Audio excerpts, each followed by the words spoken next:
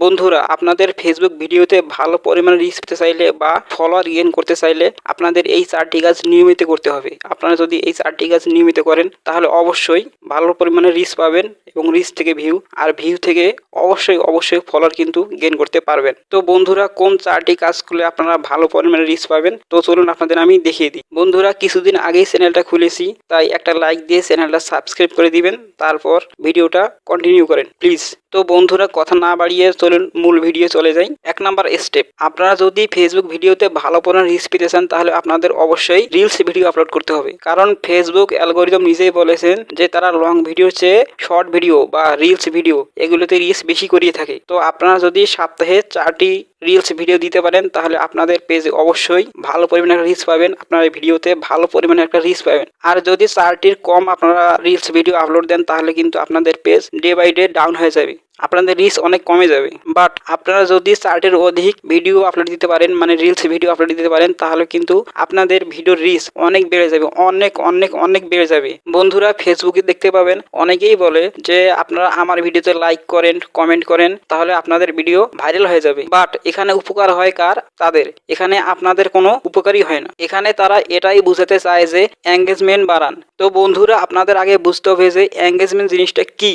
Engagement হচ্ছে তাদের ভিডিওতে কমেন্ট করা না, এঙ্গেজমেন্ট হচ্ছে আপনার ভিডিওতে যারা কমেন্ট করেছেন তাদের কমেন্টের রিপ্লাই করা। তো আপনারা ভিডিও ছাড়ার পর দেখবেন যে আপনার ভিডিওতে অনেকেই কমেন্ট করেছেন, তো আপনারা যদি সেগুলো কমেন্টের রিপ্লাই করেন তাহলে কিন্তু আপনার ভিডিওর রিচ কিন্তু অনেকটা বেড়ে যাবে। আর যদি কমেন্টের রিপ্লাই না করেন তাহলে কিন্তু আপনাদের ভিডিওর রিচ অনেকটা কমে যাবে। মূলত এটাই হচ্ছে এঙ্গেজমেন্ট। বন্ধুরা, আপনার ভিডিওতে যদি 100টা পর্যন্ত কমেন্ট আসে তাহলে অন্তত 100টার অর্ধেক 50% কমেন্টের রিপ্লাই কিন্তু আপনাদের দিতেই হবে, তাহলে কিন্তু আপনাদের ভিডিওর রিচ অনেক বেড়ে যাবে আর রিচ থেকে ভালো পরিমাণে ভিউ পাবেন। আর যখন ভালো পরিমাণে ভিউ পাবেন তখন ভিউতে কিন্তু ফলোয়ার কোনো অভাব থাকবে না। 3 নাম্বার স্টেপ, বন্ধুরা, আপনারা যদি হিউজ পরিমাণে রিচ পেতে চান বা আপনাদের ভিডিও ভাইরাল করতে চান তাহলে আপনাদের অবশ্যই ভাইরাল টপিক বা ট্রেন্ডিং টপিক নিয়ে ভিডিও বানাতে হবে। তাছাড়া যদি সারা জীবন ভিডিও বানিয়ে যান তাহলে কিন্তু খুব বেশি সফলতা আসবে না আর খুব বেশি সফলতা পাবেনও না। তাই আপনাদের অবশ্যই ভাইরাল টপিক বা ট্রেন্ডিং টপিক নিয়ে ভিডিও বানাতে হবে, যার কোনো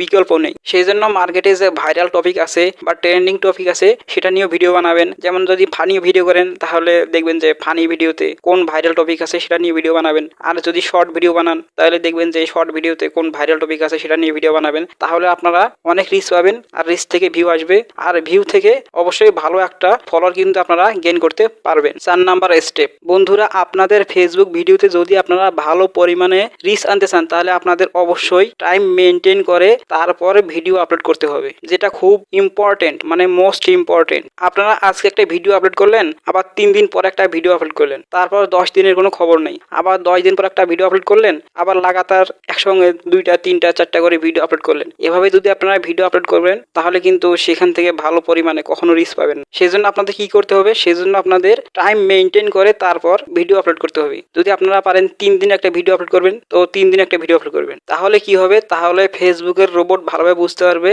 যে তিনি একজন ভালো মানের কন্টেন্ট ক্রিয়েটর, তো আপনাদের ভিডিওতে তখন ভালো পরিমাণে একটা রিচ আসবে। সেই ক্ষেত্রে আপনারা কি করবেন? যদি আপনারা বড়দের জন্য ভিডিও আপলোড করেন তাহলে সন্ধ্যা 7টা থেকে রাত্রি 10টা পর্যন্ত সবাই অনলাইনে অ্যাক্টিভ থাকে, আপনারা এই সময়টায় ভিডিও আপলোড করবেন, তাহলে ভালো পরিমাণে একটা রিচ পাবেন। আর রিচ থেকে ভিউ, আর ভিউ থেকে অবশ্যই ফলোয়ার কিন্তু আসবেই। আর যদি বাচ্চাদের জন্য ভিডিও আপলোড করেন তাহলে কিন্তু 7টা থেকে 10টা পর্যন্ত এই সময়টায় ভিডিও আপলোড করলে আপনারা ভালো পরিমাণে রিচ পাবেন না, কারণ এই সময় বাচ্চারা প্রায় ঘুমিয়ে যায়। তো বাচ্চাদের জন্য আপনাদের অবশ্যই দুপুরবেলাটা ভিডিও আপলোড করা বেটার হবে। আবার অনেক ভিডিও আছে যে স্কুল টাইমে প্রয়োজন, তো আপনারা কি করবেন? সেই সময়টায় ভিডিওটা আপলোড করবেন। তো আপনাদের দেখতে হবে আপনার অডিয়েন্স কোন সময়টায় অনলাইনে বেশি অ্যাক্টিভ থাকে। যে সময়টা অনলাইনে বেশি অ্যাক্টিভ থাকে আপনাদের সেই সময়টায় ভিডিও আপলোড করতে হবে। তো বন্ধুরা, আপনারা অবশ্যই টাইম মেনটেন করে ভিডিও আপলোড করবেন, তাহলে ভিডিও থেকে ভালো রিচ পাবেন আর রিচ থেকে ভিউ থেকে ফলোয়ার কিন্তু আসবেই। তো বন্ধুরা, ভিডিওটা কেমন লাগলো প্লিজ কমেন্টে জানাবেন।